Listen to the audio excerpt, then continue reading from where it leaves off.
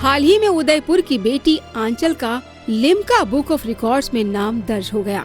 ये वही जादूगर आंचल है जो अपने गुरुवर संत श्री आशाराम जी बापू से आशीर्वाद लेकर गई थी। जादूगर आंचल ने बापूजी के सामने अपने जादुई करतब भी दिखाए थे। आंचल ने यहीं से पूरी दुनिया को कहा था, बापूजी की शिष्या होने पर मुझे गर्व है।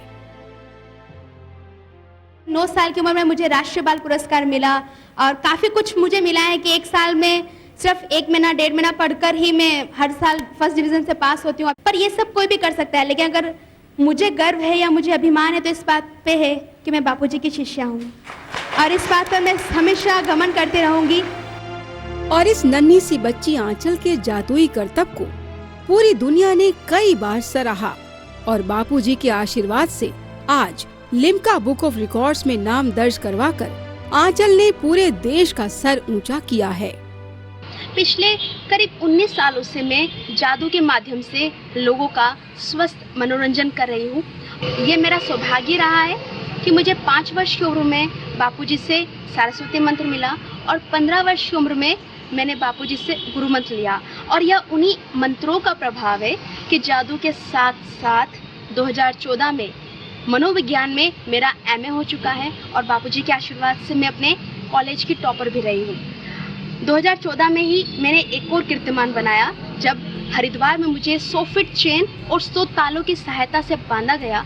उसके बाद एक लकड़ी के बक्से में मुझे बंद करके बक्से को बाहर से चारों तरफ से लोहे की पत्तियों से वेल्ड कर दिया गया। उसके बाद एक बड़ी क्रेन की सहायता से उस बक्से को उठाकर एक सूखे घास के बने हुए कुएं में डालकर आग लगाती थी और मैं वो जलती हुई आग में से चंद सेकंडों में सुरक्षित बाहर निकल आई थी।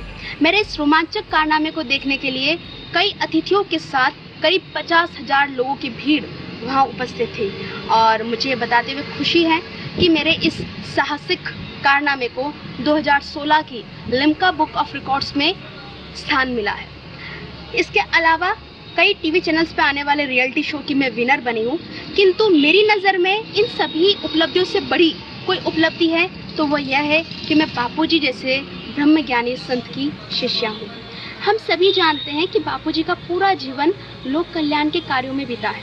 समय समय पर उन्होंने जब ध्यान, सत्संग, साहित्य आदि के द्वारा समाज की जो सेवा की है उसके लिए समाज सदैव उनका आभारी रहेगा। बापू को एक सुनियोजित षड्यंत्र में फंसाया गया है जहां आरोप सिद्ध न होते हुए भी बापूजी को करीब 3 साल से ज़्यादा समय से जेल में रखा गया है, जबकि ऐसे कई लोग हैं जिनके ऊपर कई संगीन अपराध सिद्ध हो चुके हैं, फिर भी वो लोग आराम से बाहर घूम रहे हैं।